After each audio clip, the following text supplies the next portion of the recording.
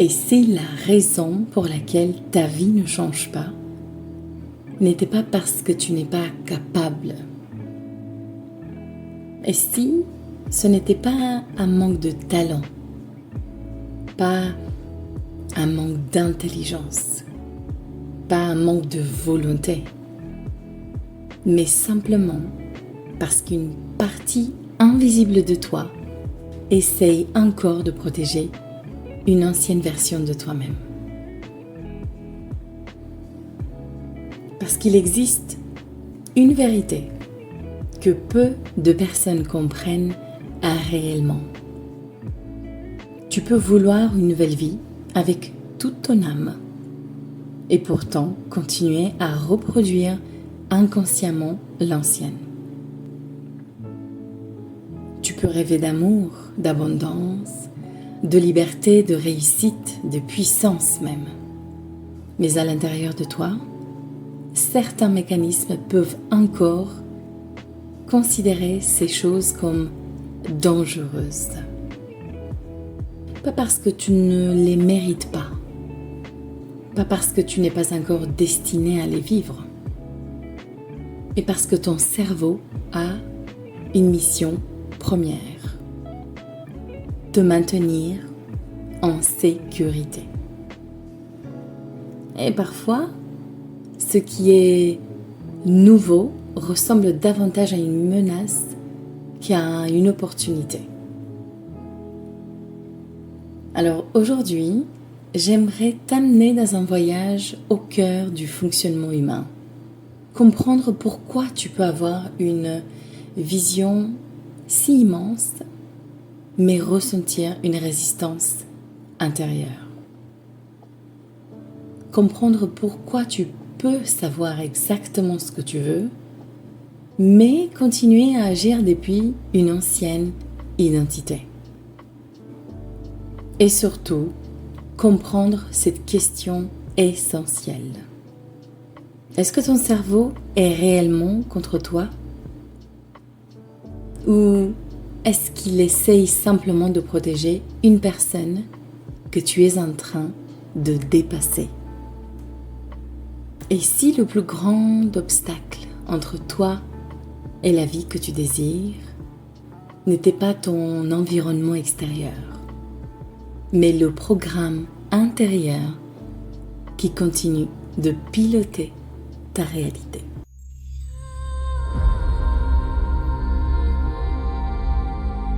Be the one. Je suis Andrea Serban, mentor identitaire. Ici, je ne suis pas là pour te convaincre. Je suis là pour te rappeler qui tu es. Bienvenue dans Be the One, le podcast qui ne cherche pas à te donner une nouvelle personnalité, mais à t'accompagner dans ce moment où tu commences à reconnaître celle qui a toujours été présente en toi. Et aujourd'hui, nous allons parler du fonctionnement humain, de cette mécanique invisible qui influence tes choix, tes réactions, tes émotions et ta capacité à évoluer. Parce qu'avant de chercher à transformer ta réalité, il est essentiel de comprendre le système qui la crée.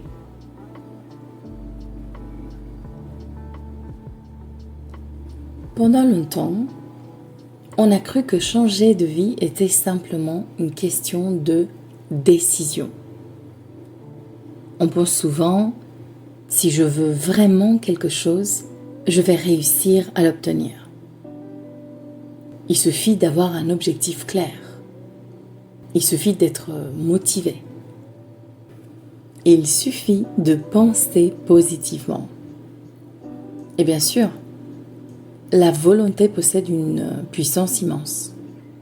La capacité humaine à choisir, à créer et à évoluer est extraordinaire.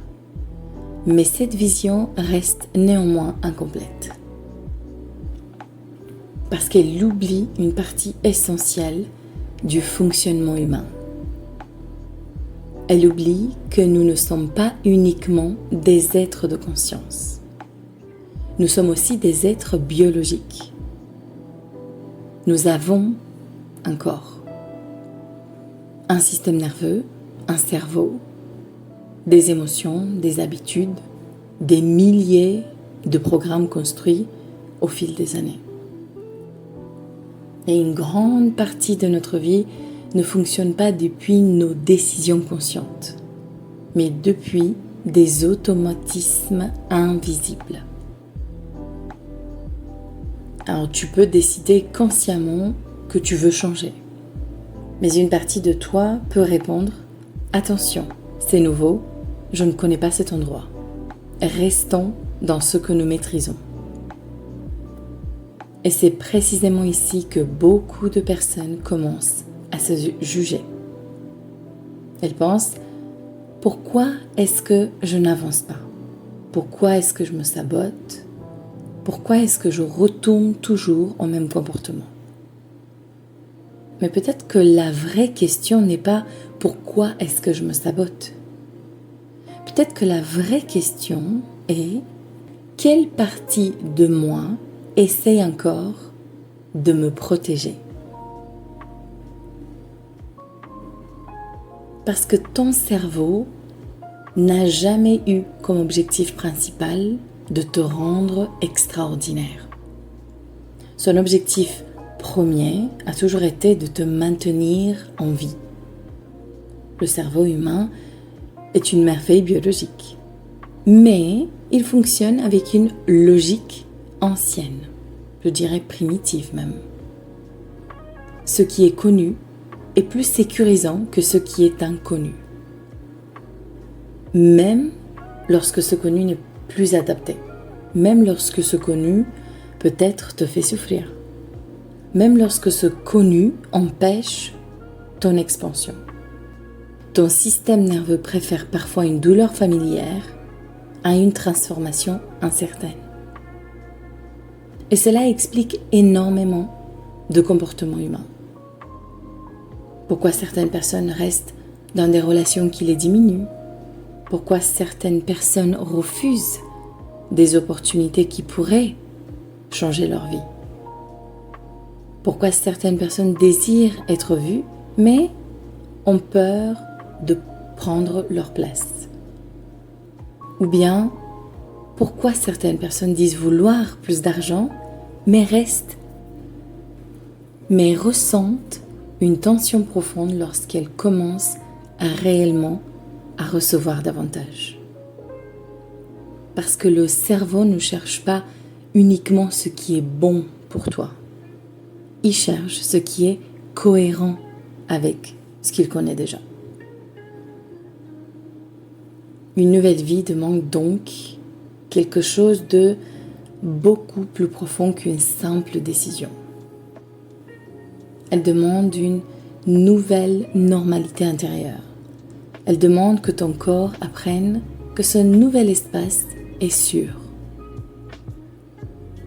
Que ton système nerveux comprenne que cette nouvelle version de toi n'est pas une menace.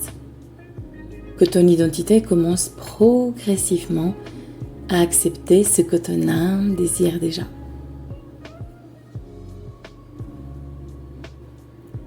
Et c'est ici que beaucoup de personnes vivent une contradiction intérieure. Elles ressentent un appel, elles sentent qu'elles sont faites pour davantage. Elles savent qu'une autre version d'elles existe quelque part. Mais elles continuent malgré tout à fonctionner depuis l'ancienne. Elles pensent avec leur nouvelle vision, mais elles décident avec leur ancienne peur. Elles rêvent d'une vie expansive, mais elles protègent encore une identité construite autour de la limitation. Certaines veulent être libres, mais elles cherchent encore constamment la validation extérieure. Et je sais, je suis passée par là. D'autres veulent être puissantes, mais elles ont encore peur de déranger. Elles veulent être visibles, mais elles associent inconsciemment la visibilité au jugement. Et tout cela crée une sensation très particulière. La sensation d'être entre deux mondes. Alors, l'ancien soi commence à devenir inconfortable, mais le nouveau soi n'est pas encore totalement stabilisé. C'est cette période où beaucoup abandonnent, parce qu'ils interprètent l'inconfort comme un signe qu'ils font fausse route, alors qu'en réalité, l'inconfort est souvent simplement le signe qu'une ancienne structure est en train de se réorganiser. Changer profondément signifie accepter de ne plus être totalement la personne que l'on était, avant d'être complètement devenue celle que l'on choisit d'incarner. Et cet espace entre les deux, cet espace de transition, je dirais, est souvent l'endroit exact où la transformation commence. Alors, de mon côté, au fil des années d'observation de l'humain, j'ai remarqué quelque chose de très profond. Les personnes qui viennent chercher une transformation ne manquent généralement pas d'informations. Elles sont d'ailleurs très intelligentes. Aujourd'hui, soyons honnêtes, l'information, elle est partout. Nous avons accès à des livres, des formations, des méthodes, des outils, des connaissances incroyables. Mais malgré cela, beaucoup de personnes restent bloquées. Pourquoi ? Parce que connaître une vérité n'est pas encore devenir cette vérité. Comprendre intellectuellement que l'on mérite plus ne signifie pas encore être capable de recevoir plus. Bien comprendre que l'on doit changer ne signifie pas encore avoir la sécurité intérieure nécessaire pour traverser ce changement. Et c'est là que j'ai compris quelque chose d'essentiel. Le véritable travail n'est pas seulement d'apprendre davantage. Personnellement, je l'ai fait. J'ai toujours appris beaucoup. Le véritable travail est de devenir capable d'habiter une nouvelle version de soi. Et c'est ça qui va changer totalement ta vie. Parce qu'une nouvelle réalité, elle demande toujours une nouvelle capacité intérieure à la soutenir. Alors, il existe un point fondamental que beaucoup de personnes découvrent seulement après des années de recherche personnelle. Le changement profond ne commence pas parce que tu fais. D'ailleurs, je dis souvent, nous ne sommes pas des fers humains, nous sommes des êtres humains. Donc, le changement profond commence par qui tu crois être. Parce que l'être humain ne crée pas sa vie uniquement à partir de ses objectifs, il crée sa vie à partir de son identité, de ce paradigme, de ce filtre à travers lequel il voit justement la vie. L'identité est ce filtre invisible à travers lequel tu interprètes absolument tout. Elle influence ce que tu acceptes, ce que tu refuses, ce que tu remarques, ce que tu crois que c'est possible, et c'est surtout ce que tu penses mériter. Et sans oublier, bien sûr, elle influence la personne que tu autorises à émerger. Une personne peut avoir un objectif magnifique. Elle peut vouloir créer une entreprise, par exemple. Elle peut vouloir vivre une relation saine. Elle peut vouloir être libre. Elle peut vouloir rayonner, contribuer. Mais si profondément son identité porte encore la croyance « je ne suis pas assez, je dois prouver ma valeur, je dois mériter l'amour, je dois lutter pour obtenir, etc. Alors inconsciemment, son système cherchera à maintenir cette cohérence. Parce que le cerveau préfère avoir raison sur ce qu'il croit être, plutôt que d'accepter une réalité qui remettrait en question son ancienne perception.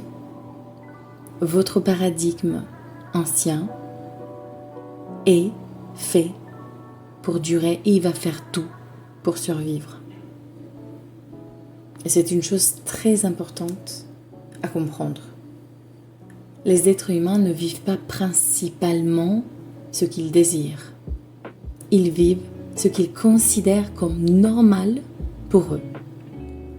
Ce qui semble plus ou moins naturel ou accessible. Ce qui semble cohérent avec leur image intérieure. C'est pour cela que deux personnes peuvent recevoir exactement la même opportunité et pourtant réagir complètement différemment. L'une va voir une possibilité, l'autre va voir un danger. L'une va penser « c'est possible pour moi », l'autre va se dire « ce n'est probablement pas pour moi ». La différence ne se trouve donc pas uniquement dans la situation extérieure. Elle se trouve dans l'identité depuis laquelle cette situation est observée. Et c'est là justement que beaucoup de discours sur la manifestation restent incomplets. Parce qu'ils parlent souvent uniquement de pensée, comme si penser très fort à une réalité suffisait pour la créer. Mais l'humain n'est pas une pensée flottant dans l'univers. L'humain est une conscience qui expérimente la vie à travers un corps. Et ce corps possède une mémoire. Il possède des associations, il possède des réflexes, il possède des réponses automatiques. Tu peux consciemment vouloir l'abondance, mais si ton système associe inconsciemment l'argent au danger, au conflit ou au jugement ou bien encore pire à la culpabilité, une partie de toi cherchera toujours à maintenir une distance avec cette abondance. Tu peux consciemment vouloir être aimé, mais si ton système a appris que l'amour signifie devoir se sacrifier ou perdre sa liberté, une partie de toi peut repousser ce que tu demandes. Le corps n'est donc pas ton ennemi. Il n'est pas cette partie de toi qui essaie de détruire tes rêves non plus. Il est un archiviste. Il garde la trace de ce qui a été répété. Les émotions répétées, les expériences répétées, les pensées répétées et surtout les réactions répétées.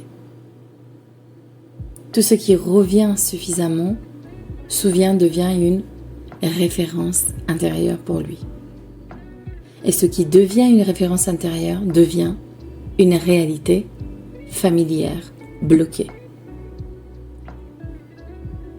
C'est pour cela que lorsqu'une personne commence à évoluer, elle peut ressentir une résistance.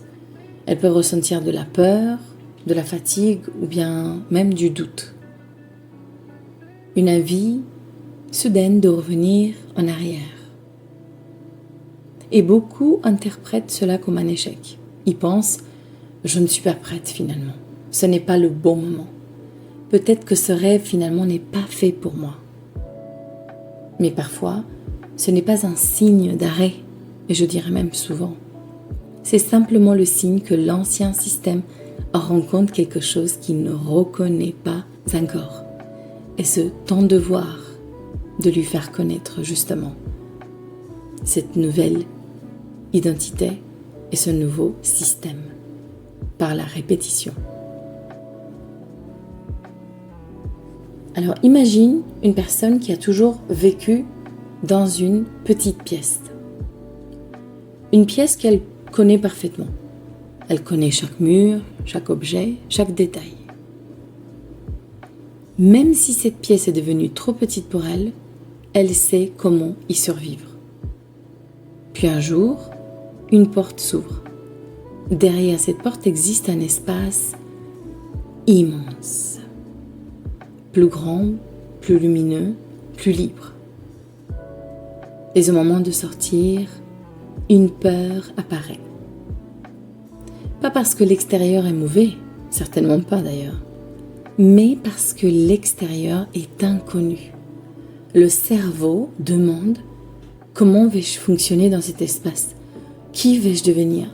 Est-ce que je serai toujours acceptée? Est-ce que je serai encore moi-même? Et c'est exactement ce qui arrive lors d'une transformation identitaire profonde. Tu ne quittes pas seulement une habitude, tu quittes une ancienne définition de toi. Et c'est parfois ce qui fait le plus peur. Parce que nous pensons vouloir changer notre vie, mais au fond, changer sa vie demande souvent d'accepter de ne plus être la personne qui a créé l'ancienne vie.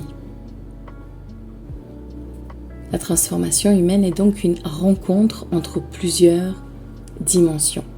La conscience, le corps, donc avec le système nerveux, les émotions, les comportements et bien sûr l'identité.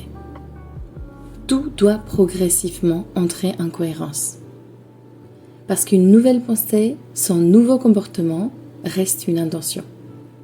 Un nouveau comportement sans nouvelle identité devient souvent un effort épuisant. C'est d'ailleurs ce que je vois souvent autour de moi, peu importe le domaine de vie.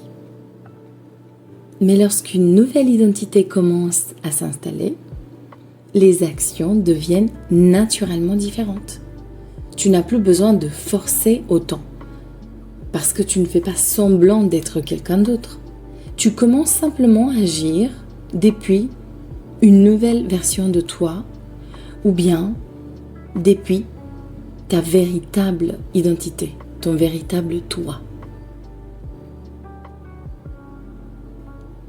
Et c'est ici qu'arrive une compréhension essentielle. Tu ne dois pas devenir quelqu'un que tu n'es pas. Tu dois retirer progressivement tout ce qui t'empêche d'exprimer pleinement qui tu es déjà. Pendant longtemps, beaucoup d'humains cherchent à devenir assez intelligent, assez beau, assez riche, assez reconnu, assez aimé. Mais peut-être que le véritable chemin n'est pas de devenir assez. Peut-être que le véritable chemin est de revenir à cette partie de toi qui n'a jamais eu besoin de prouver sa valeur. Car derrière les protections, derrière les peurs, derrière les conditionnements, derrière les anciennes histoires, il existe toujours une partie de toi qui observe. Une partie de toi qui sait. Cette partie de toi qui ressent quand quelque chose est aligné ou non. Et cette partie-là, c'est celle que nous cherchons à reconnecter. Je voudrais alors simplement que tu observes dès aujourd'hui, sans chercher à changer immédiatement, bien sûr, un endroit précis où tu ressens une résistance dans ta vie. Une situation où tu dis « je veux avancer mais quelque chose en moi bloque ». Cela peut être dans l'amour, dans l'argent, dans ton expression, dans ton corps, dans tes projets, dans ta visibilité. Puis pose-toi cette question. Quelle partie de moi essaye de me protéger en restant dans cette ancienne version? Ne cherche pas une réponse parfaite. Observe simplement comme toujours. Écoute. Parce que très souvent derrière une résistance, il n'y a pas un manque de courage. Il y a une ancienne protection qui attend simplement d'être comprise. Et lorsque tu commences à comprendre cela, quelque chose change profondément. Tu arrêtes de combattre une partie de toi, tu arrêtes de te juger, tu commences à créer une relation différente avec ton propre fonctionnement intérieur. Mais comprendre ton système ne suffit pas, parce qu'une nouvelle identité ne se crée pas uniquement avec une prise de conscience. Elle se crée avec une pratique, une répétition, une incarnation, une capacité à rester fidèle à cette nouvelle version de toi, même lorsque l'ancien monde essaie encore de te rappeler qui tu étais. Revenons à notre question du début. Et si le grand obstacle entre toi et la vie que tu désires n'était pas ton environnement extérieur, mais le programme intérieur qui continue de piloter ta réalité? Aujourd'hui, peut-être comprends-tu quelque chose de nouveau. Ton cerveau ne bloque pas ta vie parce qu'il veut t'empêcher d'évoluer. Il cherche simplement à protéger une ancienne définition de toi, celle que tu lui as donnée jusqu'à là. Mais tu as quelque chose d'extraordinaire que beaucoup d'êtres vivants n'ont pas. La capacité de t'observer. La capacité de prendre conscience. La capacité de choisir, la capacité de transformer progressivement tes programmes intérieurs. Le véritable pouvoir humain ne consiste pas à devenir quelqu'un d'autre. Au contraire, il consiste à arrêter de vivre séparé de soi-même, à revenir vers cette partie intérieure qui sait, cette partie qui ressent, cette partie qui observe, cette partie de toi qui attend simplement que tu arrêtes de courir après une version idéale de toi pour commencer à l'incarner. Parce qu'au fond, peut-être que ton évolution n'est pas une création. Peut-être que ton évolution est un rappel, un retour. Un moment où tu arrêtes progressivement d'écouter uniquement les anciennes programmations pour recommencer à attendre ce qui a toujours été présent en toi. Encore une fois, je ne suis pas là pour te convaincre. Je suis simplement là pour te rappeler qui est ce que tu es. Alors merci d'avoir partagé ce moment avec moi. Je te retrouve dans le prochain épisode Be the One. Et dans ce prochain épisode, nous allons explorer une question beaucoup plus profonde. Et si l'éveil spirituel n'était pas le moment où tu deviens quelqu'un de nouveau, mais simplement le moment où tu te souviens enfin de qui tu as toujours été. Redeviens le centre de ta vie.